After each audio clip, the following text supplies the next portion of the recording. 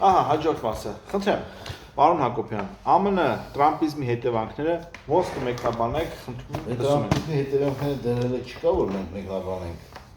Տրամպիզմի հնարավոր հետևանքների մասին կարող ենք խոսալ, ենթադրյալ ամեն դեպքում բերեք հասկանանք, թե ինչ է նշանակում այսպես ասած տնտեսական քաղաքականության մեջ տրամպիզմը, որովհետև դեռ հենց չկա հստակ նկարագրում, հստակ ինֆորմացիա, որովհետև շատ փոփոխական ամեն ինչ տեղի ունի։ Համենայնիվս ես մի հատ փոքրիկ հոդված ունեմ Facebook-ում գրած, այնտեղ փորձել եմ բացատրել, որ Տրամպի տնտեսական քաղաքականությունը ուղղված է առաջին հերթին Ամերիկայի արդյունաբերությունը վերականգնելու ուղղությամբ եւ հետեւաբար պետք է ներքին շուկայում ստեղծվի նախապայմաններ, որպեսզի այդ արդյունաբերության մեջ ներդնողները կարողանան շահութաբեր լինել, կարողանան ներդրումներ կատարել ու կարողանան Ամերիկան արտադրել նույնքան մեծ մասշտաբներով, ինչպես եղել է մինչև 70-80 թվականները։ Այժմ ամերիկյան տնտեսության կառուցվածքը մոտավորապես հետևյալն է, մոտավորապես 40%-ը դա ծառայությունների բնագավառն է, այո, մոտ 40%-ը դա կազմում է Ամերիկայի, այսպես ասած, բարձրագույն տեխնոլոգիաների եւ ֆինանսական համակարգը, մոտավորապես 20%-ը կազմում է ռեալ էկոնոմիկա։ Ռեալ էկոնոմիկայի նկատի ունենք անմիջապես, որտեղ որ արտադրվում են ապրանքներ։ Ներողություն, իսկ 40-ը որն էր։ Ծառայություններ։ Ծառայությունները ֆինանսական համակարգ։ Հա, դա 40-ը, մյուսը, մյուս 40-ը։ Ասեցի, ծառայություններ, ընդհանուր ծառայություններ։ Okay, մյուս 40-ը։ Մյուս 40-ը ֆինանսական համակարգ եւ բարձրագույն տեխնոլոգիաներ։ Okay։ Մոտ 20% կազմում է ռեալ էկոնոմիկա, որի մեջ մտնում է արդյունաբերություն, առևտուր, գյուղատնտեսություն, հիմնական է դա։ Շատ բարի։ Իհարկե 80 թվականներին, 90 թվականներին դուրս եկավ տեսություն, կոչվում էր դիվերգենցիայի տեսություն, սոցիալիզմ կապիտալիզմ, արդեն զգացվում էր, որ կապիտալիզմը իր արդյունաբերական զարգացման ընթացքում ինքը հասել այն մակարդակի, որ արդեն նյութական անմիջապես սեկտորները էկոնոմիկայի մեջ արդեն սկսում են փոքրանալ իրենց մասնաբաժինը, որ սկսում է մեծանալ արդեն ծառայությունների բնագավառը։ Բայց համեմատաբար, եթե վերցնենք, կարելի ասել, որ միջբնագավառային բալանսը խախտվել է, միջոլորտային բալանսը խախտվել է, այդ առումով ստացվում է, որ նյութական իսկական բարիկների արտադրությունը շատ ավելի քիչ է, քան ասենք ոչ նյութականը, որը արդեն այդ համակցություն չկա։ Նյութականը, հա, ավելի քիչ է, քան թե մանիպուլյացիա կարելի ասել։ Չէ, խնդիրը նրանում է, որ շատ ուռճացած է ֆինանսական համակարգը եւ բարձր տեխնոլոգիաների համակարգը։ Ինչով է դա բացատրվում։ Դե քանի որ տեխնոլոգիաների դար է, զարգացման, չնայած տեխնոլոգիաները միշտ է զարգացել, բայց կարելի ասել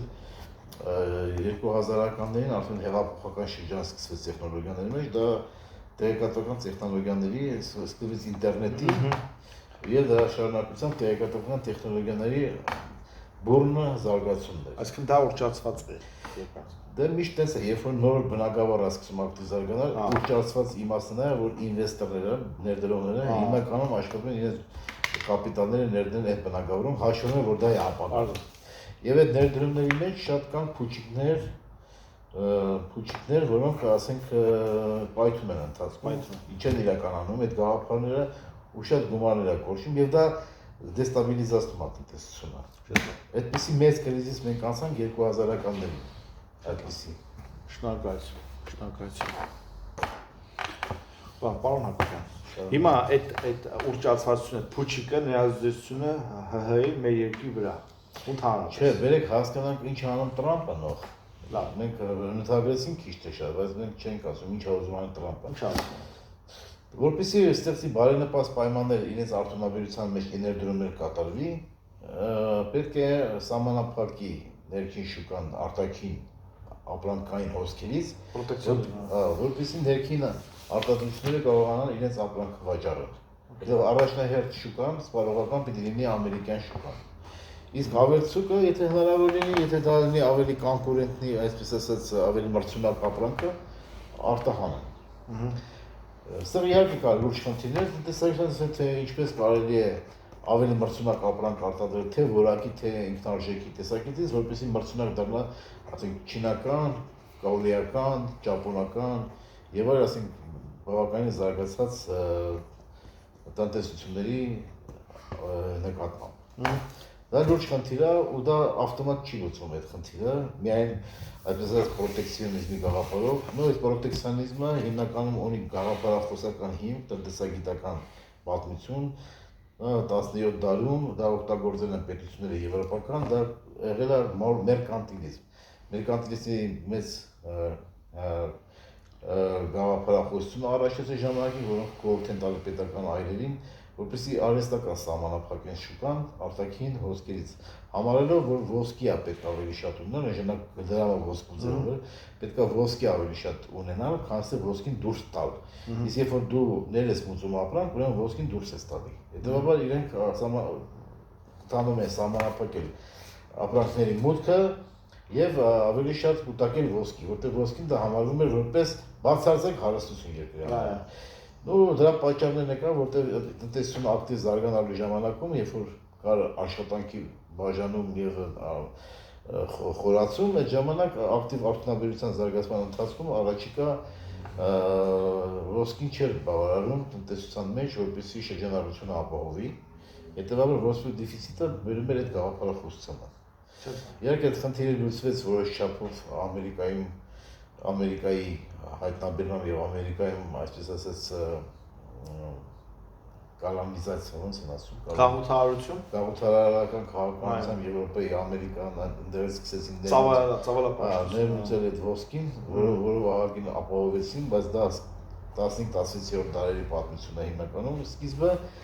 բայց մինչև 18-րդ, 19-րդ դարը ակտիվ դա գալիս էր ոսկին ԱՄՆ-ից։ Այնուհետև այդտեղի ոսկին էլ չբավարարեց, արտոնաբերությունը այն աշճանի զարգացավ 19-րդ դարում, որ արդեն խնդիրը դրած էր, որ հրաժարվել ոսկուց բացի թղթադրամներ արդեն մտցնել առևտրի մեջ։ Մի խոսքով կարճ այդ պատմությունն է, իսկ Ամերիկայում հիմա կասեմ, թե ինչ է կատարվում։ Շնորհակալություն, ուսում հասկացա, սիրելիներս։